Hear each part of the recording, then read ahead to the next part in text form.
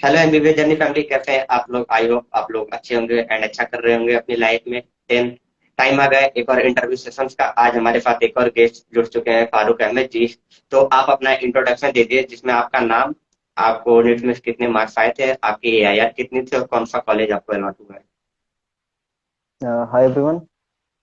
मेरा नाम फारूक अहमद है और मेरे नीट में जो स्कोर था वो 640 था।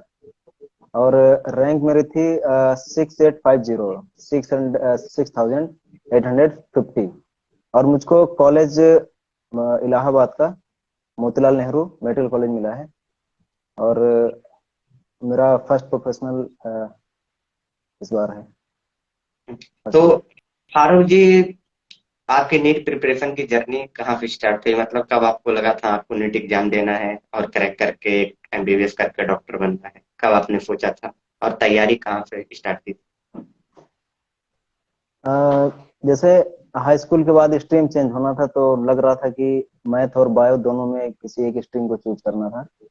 उस टाइम पे लग रहा था कि मतलब मैथ भी अच्छी थी और बायो में इंटरेस्ट था। फिर हमको लगा कि हमको स्पेशली डॉक्टर लाइन में जाने का मेरा मन पूरा हुआ। तो हमने फिर वहीं से हाई स्कूल के बाद से जैसे हमारा इंटर स्टार्ट हुआ है तभी से हमारे मन में था कि हमको मेडिकल प्रोफेशन चूज करना है। उसके बाद से हमने 11th 12th नॉर्मल स्कूल से किया है। उसके बाद इंटर करने के बाद उसके बाद हमने फिर प्रिपरेशन स्टार्ट किया। तो प्रिपरेशन में हमको ड्रॉप भी कुछ लगे हैं। उसके बाद तैयारी चलती रही। नॉर्मल यूपी बोर्ड स्कूल से हम लोग थे तो धीरे धीरे इम्प्रूवमेंट ही हुआ है हमारा। हर बार जैसे ड्रॉप लिए उसके बाद फिर अगला ड्रॉप लिए तो इम्प्रूवमेंट ही होता गया है। और जो पिछला हमारा इस नीट का स्कोर था 21 में वो 593 था। तो अप्रोक्स 2 नंबर के अंतर से ही रुका था। तो फिर भी हमको लगा कि हम प्रिपरेशन कर सकते हैं तो फिर लगे रहे अभी। तो कितने ड्रॉप लेने पड़े थे आपको इस मंजिल तक पहुंचने के लिए? ड्रॉप मतलब अगर सही से हम बताएं तो ड्रॉप का ये था कि स्टार्टिंग जो हम लोग का बैकग्राउंड था, मतलब कोई भी ऐसा पिछला किसी मेडिकल लाइन से किसी का कोई रिलेशन नहीं था। तो जो स्टार्टिंग से हम लोग जब स्टार्ट किए तो बिल्कुल भी ऐसा नहीं था कि हमको गाइड करने वाला कोई भी ऐसा नहीं था। तो हमको टाइम लगता गया, मतलब 4 5 ड्रॉप लग गए, हम 5 ड्रॉप लगे हम टोटल। तो ऐसा था, ये ड्रॉप लगने का ये रीजन नहीं था कि कोई इस तरीके की तैयारी में कमी ऐसा कुछ, लेकिन ये था कि कोई भी पीछे से किसी भी तरीके का सपोर्ट कुछ नहीं था। जो कुछ था सब अपनी तरफ से हम लोगों को खुद ही मैनेज करना था, सब कुछ ऐसे करना था। तो अब टाइम इसी तरीके से लगता गया, लेकिन हाँ ये था कि साल दर साल हर ड्रॉप पे इम्प्रूवमेंट होता गया है। लेकिन चलिए कोई नहीं। फाइनली। 5 से ड्रॉप लगा था आपने। इस इंटरव्यू सेशन में हमने ऐसे ऐसे लोगों के इंटरव्यू किए जिसके साथ 8 8 ड्रॉप लगे हैं।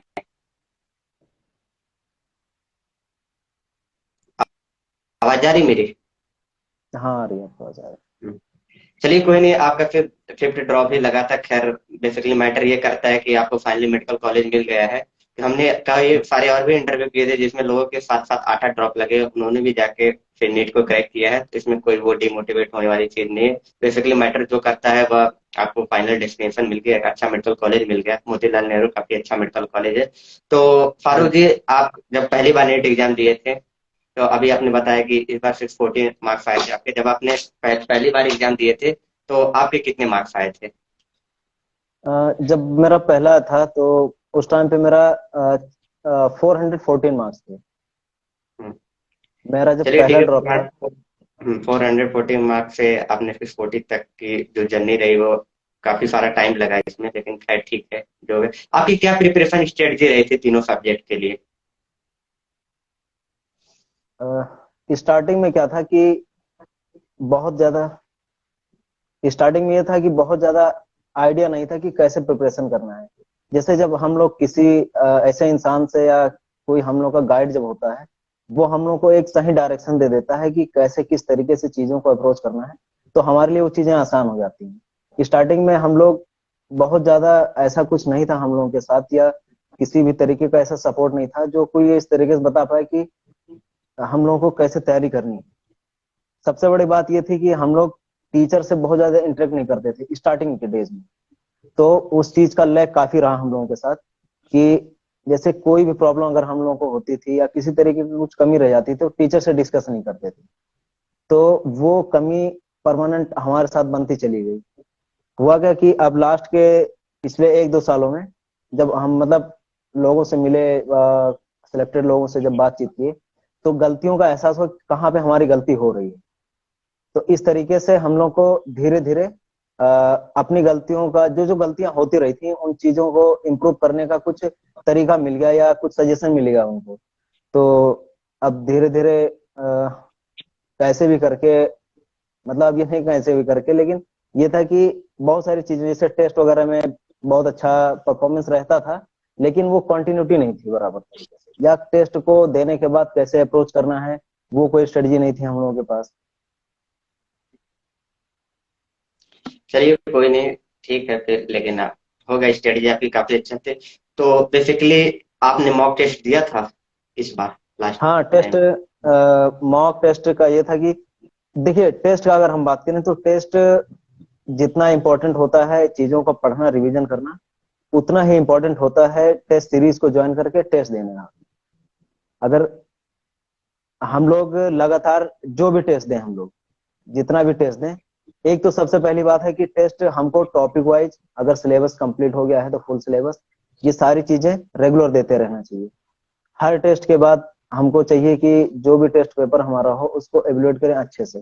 कोई भी क्वेश्चन हमारा गलत जाए या कॉन्सेप्ट की कमी की वजह से या सिली मिस्टेक की वजह से, जिस भी रीजन से गलत जाए उसको एवेलुएट करो कि किस वजह से ये गलत गया है।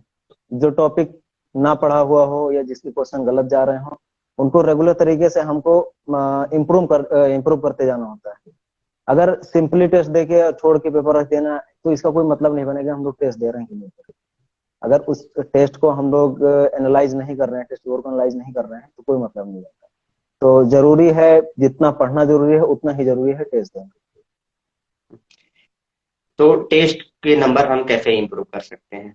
बेसिकली जिसका स्कोर लो आ रहा है, लो आ रहा है, वह क्या स्ट्रेटजी उसको चेंज करनी पड़ेगी जिससे उसके टेस्ट में नंबर इम्प्रूव हो जाए? सबसे अच्छा तरीका जो हम खुद फॉलो कर रहे थे वो ये था कि अ, हर टेस्ट के बाद,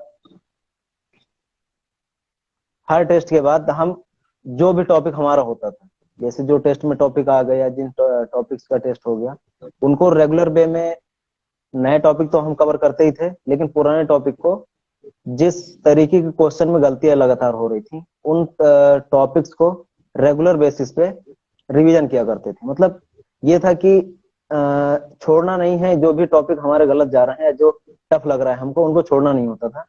तो जो टॉपिक हमारे गलत जा रहे होते थे उनके उनको रेगुलर बेसिस पे रिवीजन करना, और जो नए टॉपिक हमारे टेस्ट में ऐड हो रहे थे उनका रेगुलर बेसिस पे पढ़ते रहना।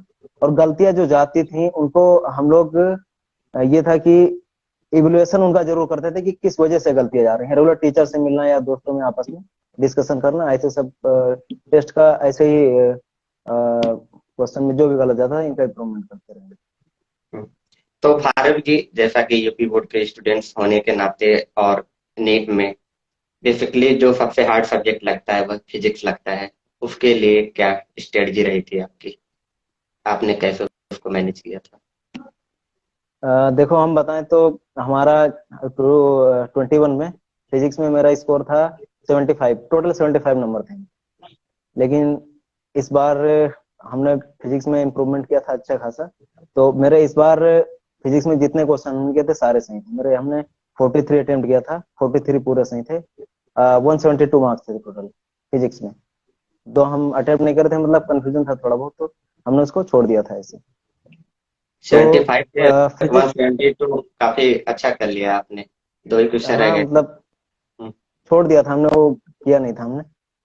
तो ये फिजिक्स का सबसे अच्छा तरीका हमको जो हमने फॉलो किया ये था कि हम आप जिस किसी का, आप जिस किसी का मॉड्यूल या फिर अपना क्वेश्चन पेपर जो कुछ लगाएं, सबसे पहली बात होती है कि फिजिक्स रिवीजन पे डिपेंड करता है। जितना ज्यादा आप क्वेश्चन प्रैक्टिस कर पाएंगे विद कॉन्सेप्ट, कॉन्सेप्ट जितना अच्छा सीख के जितना अच्छा क्वेश्चन प्रैक्टिस कर पाएंगे, उतना बेहतर होता जाएगा फिजिक्स। हमारे एक टीचर थे जो ये कहते थे कि जैसे हम लोगों का जो बेस होता है ना फिजिक्स का, मैकेनिक्स होता है। मैकेनिक्स अगर हम लोग बहुत अच्छे से सीख जाएं तो फिजिक्स में मैकेनिक्स ऐसी चीज है जो पूरे फिजिक्स में हर जगह काम आती है। कुछ टॉपिक्स को छोड़ दें जहाँ मैकेनिक्स का बहुत ज्यादा यूज नहीं हो सकता, जैसे रे ऑप्टिक्स हो गया और चीजें, लेकिन पूरे मैकेनिक्स का हर जगह पूरे फिजिक्स में यूज होता है। तो जो बेसिक चीजें हैं, जैसे फिजिक्स की बेसिक चीजें हैं, मैकेनिक्स हो गया, इनको अगर हम बहुत अच्छे से इस तरीके से सीखें कि सिर्फ इनके क्वेश्चन निकालने के लिए नहीं, इनका कॉन्सेप्ट एकदम सीख लें अच्छे से, तो फिजिक्स को बहुत आसान बना देंगे ये चीज। और जब भी क्वेश्चन करें तो सिर्फ आंसर निकालने पे फोकस नहीं होना चाहिए। सबसे पहली बात, जब हम लोग सीख रहे हो चीजें तो हमारा फोकस आंसर निकालने पे नहीं होना चाहिए। फोकस ये इस पे होना चाहिए कि क्वेश्चन कह क्या रहा है, या क्वेश्चन का मतलब क्या है, या किस तरीके से कितने अप्रोच से हम क्वेश्चन कर सकते हैं। और प्रैक्टिस तो जरूरी है, किसी भी तरीके किसी भी सब्जेक्ट का प्रैक्टिस बहुत जरूरी है। तो ज्यादा से ज्यादा प्रैक्टिस, फिजिक्स में बहुत ज्यादा प्रैक्टिस की जरूरत है। इम्प्रूवमेंट होता रहेगा ऐसे ही। तो फारूक जी, आपने अपना वैल्यूएबल टाइम दिया, थैंक यू सो मच। आपने अपना वैल्यूएबल टाइम दिया और अपनी जर्नी यहाँ पर शेयर की।